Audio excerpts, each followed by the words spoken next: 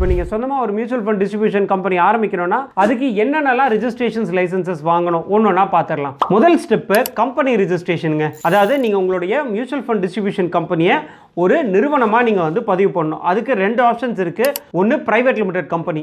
எதனால் private limited company choose பண்ணோம் அப்படின்னா, இந்த மியூச்சுவல் ஃபண்ட் டிஸ்ட்ரிபியூஷன் கம்பெனியில் ஒரு சில பேசிக் ரிஸ்க் இருக்குது. அதனால உங்களோட பர்சனல் அசட்ஸ்க்கு எதுவும் ஆபத்து வராமல் இருக்கணும் அப்படின்னா பெஸ்ட் ஆப்ஷனாக நீங்கள் உங்களோட பிஸ்னஸை ஒரு பிரைவேட் லிமிடெட் கம்பெனியாக ரெஜிஸ்டர் பண்ணிடுறது.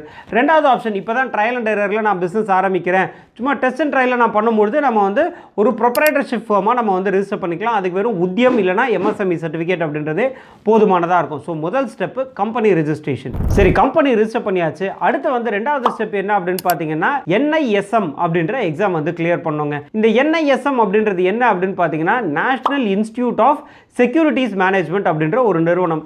இவங்க கண்டக்ட் பண்ணக்கூடிய VA அப்படின்னு ஒரு எக்ஸாம் இருக்குங்க. அந்த எக்ஸாமை இப்போ நான் ஒரு கம்பெனி சொல்லியிருந்தேன் இல்லைங்களா, நீங்கள் உருவாக்க வேண்டிய கம்பெனி, அதில் இருக்க 2 டைரக்டர்ஸில் ஏதாவது ஒரு டைரக்டர், அதாவது நீங்கள் இந்த எக்ஸாம் வந்து பாஸ் பண்ணியிருக்கணும்.